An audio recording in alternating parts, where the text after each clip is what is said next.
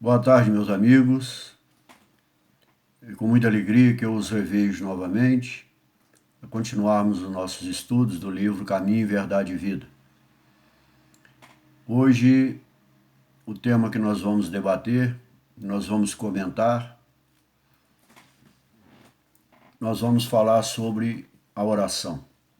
Essa temática nessa coleção dos livros Fonte Viva, talvez seja a que mais Emmanuel nos traz reflexões ímpares, que nos ajuda muito a entender a nossa necessidade de buscarmos essa reconexão com Deus, estabelecer uma conexão constante com o Pai, para nos abastecermos do seu amor, da sua plenitude, da sua força, para enfrentarmos o nosso dia a dia.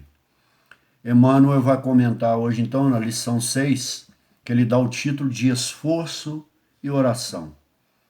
Nós vamos ver o porquê desse esforço, essa necessidade de estarmos constantemente em nossas vidas em ação para com o outro, para conosco mesmo, para a sociedade, para a comunidade que nós vivemos. E por que, nesse contexto de esforço, nós precisamos, constantemente de renovar as nossas energias, de comungar com Deus. Emmanuel vai comentar então o capítulo 14, versículo 23 de Mateus, onde diz lá: E, despedida a multidão, subiu ao monte a fim de orar à parte. E chegada já à tarde, estava ali só. Então vamos rogar a Deus, que nos ilumine, que nos intua, que possa nos inspirar, que juntos, num só pensamento, nós possamos conseguir fazer uma reflexão satisfatória para um entendimento simples, dessa passagem e de outras que virão mais tarde.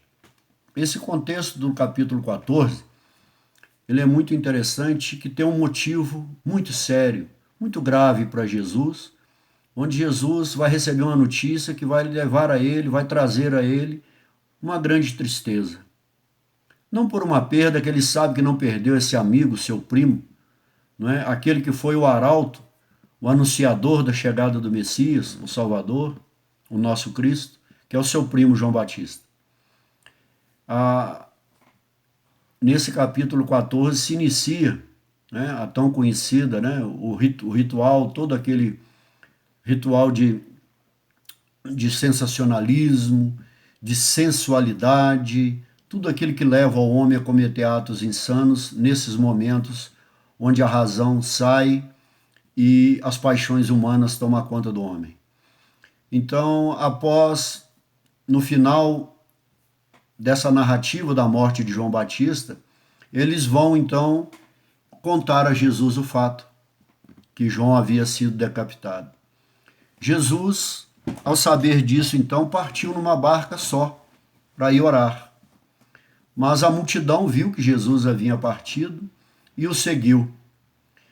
E Jesus aqui é diferente das outras narrativas, de Marcos e de Lucas.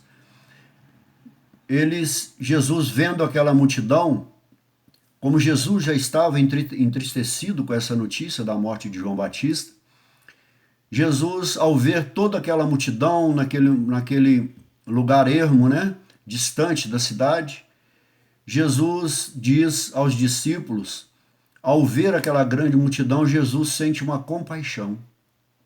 Mas será que essa compaixão seria só ver aquela multidão, aquelas pessoas, espíritos encarnados, por suas dificuldades? Será que elas necessitavam realmente era do pão físico?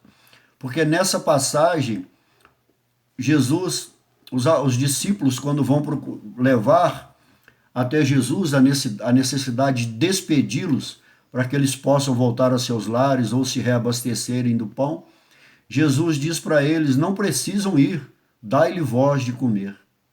Eles não entenderam, acharam que era o pão físico, mas Jesus já os tinha capacitado para dar a eles o pão do Espírito, reabastecê-los daquilo que eles não iriam mais sentir necessidade, que é o que eles mais precisavam e que nós precisamos até hoje.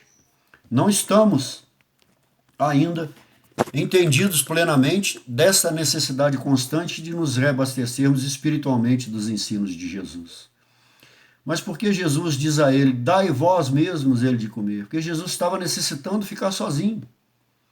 Mas após ter todo esse desprendimento de energia, atender às necessidades físicas e espirituais daquela multidão, então Jesus, no final, ele se despede e sobe ao monte para orar. Buscar em Deus, se alinhar novamente com Deus, a sós, sem o burburinhos, sem a ingratidão, sem as necessidades exageradas, pedidos errôneos. Jesus sentindo ainda a nossa dificuldade de entender a sua missão, os apóstolos também não entendendo ainda a magnitude da proposta que Jesus vem trazer dos ensinos de Deus para nós, para que nós possamos reencontrar esse caminho do retorno à pátria espiritual em consonância com o Pai. Então Jesus vai e fica só na montanha para orar. Fazer uma recomunhão com Deus, para que ele possa, ao descer desse monte, um melhor entendimento, nos vendo, nos enxergando melhor, porque ao sentir ainda o nosso grau muito grande de inferioridade, ainda preso aos nossos valores terrenos e aos nossos desequilíbrios, às nossas inconstâncias, de não definirmos o que queremos, de não definirmos a nossa necessidade de ser como Jesus é, um só com Deus. Primeiro temos que estabelecer essa conexão definitiva com o Cristo, com seus ensinos, com seu magistério de reeducação espiritual, para seguirmos numa linha só, num pensamento só. Vamos errar? Vamos. Mas é nesse momento que nós vamos errar que nós temos que fazer como ele. Se ele, que é o Cristo, foi ter um reencontro a sós com o Pai, imagine nós. Então, em nossas necessidades individuais e em nossas atuações na coletividade, nas nossas circunstâncias de vida, nós temos que buscar esse apoio, essa energia, porque a função da oração é nos reabastecer de Deus. Por isso Emmanuel fala, esforço e oração, para que ao voltarmos recarregados do amor de Deus em nós, dos ensinos de Cristo, o nosso esforço é nas relações mútuas que nós temos na sociedade. Então Emmanuel começa a dizer assim, de vez em quando surgem grupos religiosos que preconizam o absoluto retiro das lutas humanas para os serviços da oração. Emmanuel está dizendo aqui que não devemos nos recolher e estar a sós para a oração. É necessário, às vezes, nós sairmos, como eu disse antes, desse burburinho, das lamentações, das dificuldades, dos desequilíbrios, daquele contexto raivoso, irado, às vezes, de desequilíbrio total daqueles que estão à nossa volta, de excesso de pedidos, excessos de todas as espécies, para estar conosco mesmo e nos reequilibrarmos para auxiliar, então, quem está desequilibrado. Isso é uma necessidade premente que nós, seres humanos, temos. E é importante fazermos isso. Mas não tem fundamento nós ficarmos constantemente e abrirmos mão da nossa vida em sociedade para buscarmos apenas o nosso equilíbrio, porque só nos reequilibraremos, só caminharemos em direção a Deus se após estarmos fortalecidos, nós irmos também buscar fortalecer o nosso semelhante. O serviço da oração é um serviço, é uma obra, é uma forma de nos dedicarmos a Deus, nos fortalecendo, e para que Deus veja que nós precisamos dele, que nós necessitamos dele, do seu auxílio e da sua orientação, para que nós possamos retornar ao nosso contexto e também fortalecer aqueles que por hora estão desequilibrados. Oração é uma necessidade para o trabalho diuturno que nós temos que fazer. Nesse particular, entretanto, o mestre é sempre a fonte dos ensinamentos vivos. Porque as lições do Evangelho de Jesus, por que Emmanuel fala ensinamentos vivos? Porque tudo que está aqui no Evangelho suscita ação para o outro, para os outros, para o contexto que eu vivo e para mim. Oração é agir. Agir em pensamento ou ações concretas. Não é? O trabalho e a prece são duas características de sua atividade divina. A praxis de Jesus, ou seja, a ação no seu contexto, Jesus não é ortodoxo. Jesus, as suas ações se vinculam a uma ortopraxia.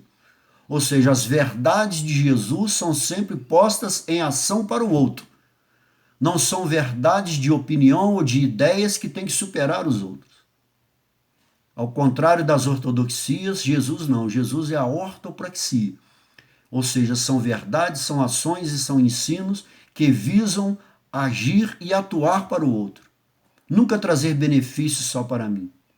É importante os monastérios, a interiorização, a busca do equilíbrio, mas se eu empreender esses esforços até o fim da minha vida, isso é a paralisia mental. Nós paralisamos a nossa ação em nós mesmos e para o outro. E é um exemplo, como diz Kardec, no Evangelho segundo o Espiritismo, é egoísmo. É a absolutização do egoísmo. Eu buscar somente o meu caminho, encontrar o equilíbrio e não ensinar, não praticar e colocar para o outro a forma em que eu me equilibro para agir no meu dia a dia. Jesus nunca se encerrou à distância das criaturas. Jesus nunca se separou de nós, jamais, até hoje. Ele sempre está conosco, mas precisamos estar com ele. De que forma? Em pensamento, em prece, em oração, em tudo que nós fazemos, em darmos graças a tudo que nós recebemos. Estamos com Jesus, com Cristo e com Deus, sintonizados, nos fortalecendo para continuar dia a dia a nossa caminhada, a nossa trilha evolutiva aqui nesse plano, com o fim de permanecer em contemplação absoluta dos quadros divinos que ele iluminava o coração. Ou seja, ficar apenas contemplando. É necessário contemplar a magnitude de Deus e todas as suas benesses, todas as suas dádivas. Mas justamente por ser dádivas, essa dádiva exige um compartilhamento. Qual foi o exemplo que ele deu antes dessa passagem? A partilha do pão. Foi invocando a Deus, elevando a Deus, que ele trouxe aquele abastecer material e espiritual para todos aqueles que estavam ali naquele lugar ermo, necessitando de alimento. Mas também cultivou a prece em sua altura celestial. Todos nós temos essa nossa altura celestial, proporcional ao nosso grau evolutivo. Jesus já conseguiu e está em plena união e harmonia com o Pai. Como ele diz lá em João 10,30. Eu sou um com o Pai. Não é? Ele está sempre em sintonia com Deus. Mas em suas dificuldades, ao ver que aqueles seus tutelados que Deus lhe confiou permanecem ainda com seus corações tão endurecidos, Jesus se entristece. Então ele se reabastece da alegria, do amor e da plenitude do que é o amor de Deus em si. Por isso que Jesus, Deus e o Cristo, devido à sua evolução, ele é o pleroma. Um termo teológico um pouco complicado, mas ou seja, aquele que está em tudo, aquele que preenche todos. Ele nos preenche, mas nós precisamos nos preencher dos seus ensinamentos. De que forma? Colocando em prática para o nosso semelhante. Despedida a multidão, terminado o esforço, não é? Diário, estabelecia a pausa necessária para meditar à parte. Às vezes nós estamos em lugares onde aquele momento, seja ele qual for, que as pessoas estejam em silêncio, mas aglomeradas umas às outras, ou numa barulheira, em momentos de conflito, nós precisamos sair daquilo para que nós possamos ver a situação de fora, racionalizarmos aquele momento, aquela circunstância, e não há nada melhor do que nós nos retirarmos daquele momento conflituoso ou de tristeza por uma perda, por uma doença no hospital, nós irmos e propor um encontro, nos dirigirmos ao Pai e orar com bastante contrição, sentirmos, às vezes, arrependido, contrito, né? De uma determinada ação que nós fizemos para o nosso semelhante, e sentir e demonstrar para Deus aquela nossa necessidade de buscá-lo, para que ao retornarmos novamente àquela situação, nós podemos dar o nosso contributo de um reentendimento mais equilibrado das nossas dificuldades. A parte comungando com o Pai, ou seja, uma ação comum com Deus. Na oração solitária e sublime. Se alguém permanece na terra, é com o objetivo de alcançar um ponto mais alto. Nas expressões evolutivas, pelo trabalho que foi convocado a fazer. Ou seja, no nosso planejamento reencarnatório, em tudo que nos foi proposto, e na medida que nós vamos despertando e entendendo que o nosso objetivo é alcançar algo mais alto, como alcançar algo mais alto se nós permanecermos apenas no estado anterior de genuflexão, de contemplação, de adoração? Não, isso é importantíssimo. Mas para atingir e corroborar e confirmar a nossa ação pós-oração, pós esse relacionamento e essa comunhão com Deus, é na ação para o próximo. É no ir ao outro, auxiliar e juntos trilharmos esse caminho evolutivo aqui. Porque nós fomos convocados para isso. Viver em sociedade, viver com o outro. Participar da circunstância e dos momentos que a nossa sociedade e que o nosso momento vive. E se tivermos conectados com Deus, em comunhão com Cristo, a nossa participação e a nossa colaboração vai edificar, vai construir. E, pela oração, o homem recebe de Deus o auxílio indispensável à santificação da tarefa. Porque quando eu estou a sós com Deus, eu já falei sobre essa questão da santificação. Eu preciso me separar seja qualquer aquela situação, me separar para estabelecer uma conexão uníssona com Deus, numa vibração una, para que eu possa sentir as dádivas, a graça de Deus em mim, para que eu possa ter forças ao voltar àquele contexto conflituoso, de trabalho ou daquilo que eu estiver fazendo. Esforço e prece complementam-se no todo da atividade espiritual. Ou seja, trabalho e prece são ações para Deus e com Cristo que se complementam, elas não se excluem de forma nenhuma. Se nós acharmos também que só trabalhar e não nos doar para o outro, acharmos que não precisamos de nada, estamos enganados. Nós iremos nos sentir saturados, cansados, esgotados. Por isso que a oração é uma ação de reabastecimento nessa comunhão com Deus para nos fortalecermos e voltar à ação quando nos sentirmos novamente saturados pelas ações, pelos conflitos e por nossas ações também, quando nós reconhecemos e nos arrependemos de um ato que nós cometemos com o outro, nós então vamos buscar esse fortalecimento nessa relação direta com Deus, que é a oração e com Jesus, e aí nós voltamos às nossas ações. Então elas se complementam, não pode ser uma estar excluída da outra. A criatura que apenas trabalhasse sem método, ou seja, desordenada, descoordenada daquilo que ela está fazendo, ela não contribuirá em nada para o seu meio. E sem descanso, olha, acabaria desesperada. Nós entraríamos num desequilíbrio total. Estaríamos esgotados, saturados fisicamente e espiritual, em horrível secura do coração. Aquela que apenas se mantivesse, ou seja, genuflexa, de joelhos, numa ação física, não é? Genuflexa, estaria ameaçada de sucumbir pela paralisia e a ociosidade. Ou seja, a contemplação eterna ou o isolamento, não é? O isolamento, o insulamento definitivo. Não. Às vezes uma pessoa necessita de um ano, um mês, seja o tempo que for, para se reencontrar, mas a partir do momento que ela se reencontrou, leve o tempo que for necessário, não importa. Ela se reencontrou, se reequilibrou, ela tem a obrigação de voltar ao convívio com a sociedade e dar o seu contributo na evolução e na criação. A oração ilumina o trabalho. Olha, essa luz, essa força, essa energia que nós captamos do Pai, ela ilumina o nosso entorno. E a ação é como um livro de luz na vida espiritualizada. Porque a oração, como diz aqui Emmanuel, ela ilumina o nosso trabalho. E essas ações, se tiverem em consonância com a proposta de Deus, com os ensinamentos do Evangelho de Jesus, ela que irá preencher. Ela irá preencher as folhas, como diz o ditado, que quando viemos aqui, quando encarnamos, nós somos uma página em branco. Então, pelo esforço, pela oração e pelo trabalho, essa página em branco será preenchida por ações em nós e para o nosso próximo. Esse é o objetivo.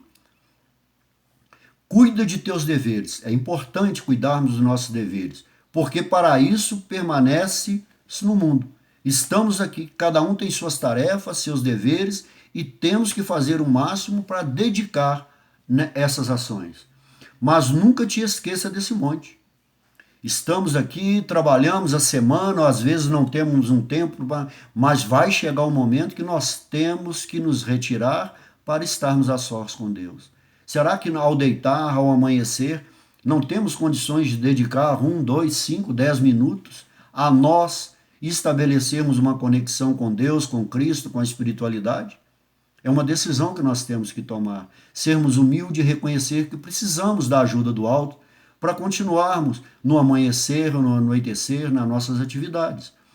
Não te esqueças desses montes localizados em seus sentimentos mais nobres. Olha, quanto mais nós internalizarmos isso, com a proposta de Jesus em nós, com a força do amor do Cristo em nós, esse monte, ele está sublimado, ele está em nós, em nossa luz, em nossa força crística, em nosso coração e em nosso sentimento. É voltando para dentro que nós vamos encontrar essa altura que Jesus estabelece. Porque Jesus não é o local físico, um monte físico que vai estabelecer ou vai aumentar ou diminuir a sua relação com Deus. Não. A sua plenitude, a sua magnitude de estar em contato com Deus é pela sua força de interiorização com o Pai. Mas nunca te esqueça desse monte, né? Localizado em teus sentimentos mais nobres. Ou seja, é tudo aquilo que nós já conseguimos estruturar em nós de Jesus, a fim de orares à parte, recordando o Senhor. Como dizia Francisco Cândido Xavier, nós precisamos sempre nos recordar de Jesus. Quanto mais tempo nós nos distanciarmos do seu evangelho, dos seus ensinamentos e, acima de tudo, de colocar em prática esses ensinamentos para nós, para nossos familiares, para a nossa comunidade e também estabelecermos uma relação prática com todos que nós vivemos e levarmos essas preces, essas orações para todos os nossos irmãos, para todas as comunidades, para todos os povos, todas as culturas, todos os credos. Se nós não fizermos isso, aí nós estaremos realmente sós, abandonados em nós mesmos, mas jamais abandonados por Jesus ou por Cristo. Vamos estabelecer então, meus irmãos, essa relação contínua com Deus em nós para buscarmos fortalecimento espiritual. Fortalecidos espiritualmente, estaremos fortalecidos fisicamente para o nosso dia a dia. Que a paz do Cristo Jesus esteja com todos vós, em seus corações, em seus sentimentos, em seus lares. Que assim seja. Até a próxima.